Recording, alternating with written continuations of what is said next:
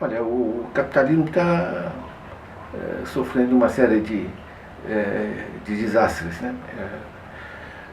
O que acontece, por exemplo, no Golfo do México, quando há o vazamento provocado pela British Petroleum, é um desastre, né? Grande parte do norte do Golfo do México está morto em termos de vida, são coisas extremamente graves, né? No Brasil tivemos Mariana, tivemos Brumadinho, desastres que têm impactos gigantescos sobre o futuro, né? Quer dizer, como é que empresas que entendem tudo da sua área procedem dessa maneira? Isso, de certa maneira, joga luz sobre como as empresas tomam as suas decisões. A empresa, não é a empresa tomou essa decisão. Na empresa você tem um diretor e toda a diretoria de produção, toda a estrutura produtiva, mas você tem o diretor financeiro, você tem o diretor de marketing, você tem a direção financeira. Normalmente, hoje, nessas empresas, quem mandam são justamente a direção financeira, a de marketing e a jurídica, né?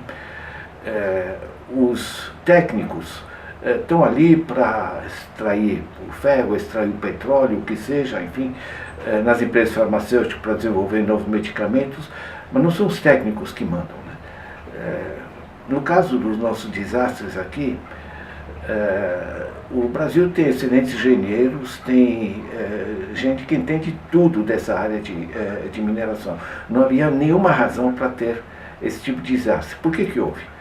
Porque o dinheiro para a barragem e o apoio aos técnicos para solidificar as barragens, em vez de ir para o investimento produtivo da iniciativa, ele vai essencialmente para os interessados financeiros.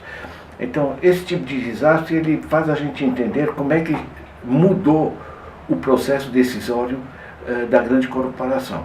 Não é mais satisfazer o cliente e coisa do gênero, é ver quanto se consegue extrair. O ferro, o petróleo, todas essas coisas que se extraem, essa gente não produziu isso. Mas não só isso.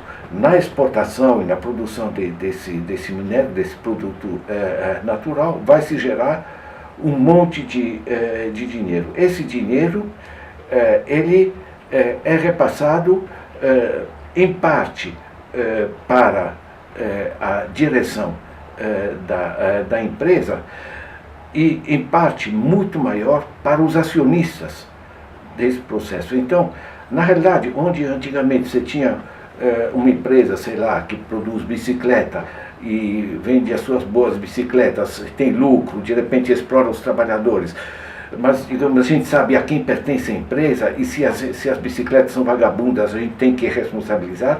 Aqui não. Aqui, na realidade, nós temos empresas que têm toda a capacidade técnica, estão na primeira linha mundial, mas o dinheiro para reforçar a barragem ou para reforçar o sistema de proteção da exploração do petróleo simplesmente não volta para o sistema produtivo. Ele vai para os grandes acionistas. Se você olha, por exemplo, em Brumadinho, você vai ver que tem 43% de propriedade internacional, certo? E essa gente diz o seguinte: olha, nós temos força política, nós somos grandes grupos mundiais, né? Pegue a Billiton, pega esses grupos, certo? Se aqui não rende tantos bilhões para nós, a gente corta, simplesmente, né? E a direção dança. Então, na realidade, mudou o sistema. A hierarquia, que a gente chama o processo de decisão dentro de uma empresa, não obedece mais à lógica de um capitalista tradicional, passado, digamos, né, do cara produz o sapato ou bicicleta ou o que seja, ele quer produzir uma coisa boa porque aí os clientes vão comprar, e isso vai gerar lucro legítimo, e isso vai gerar também impostos para o governo, e está tudo em paz de certa maneira. Hoje não. Hoje você tem o desastre do Golfo do México com a British Petroleum. A British Petroleum está só nos Estados Unidos, são multas gigantescas por causa da contaminação do litoral e tudo isso que tem que limpar. A direção da empresa falou: vamos ter que reduzir os dividendos para os acionistas internacionais, porque, enfim, temos que limpar essas praias, temos que pagar as multas e coisas do gênero. Certo?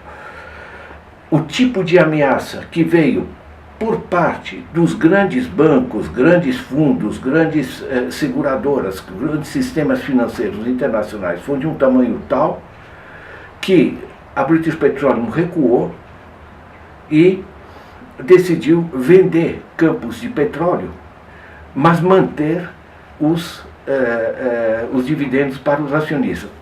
Então, na realidade, todo o sistema se inverteu, né?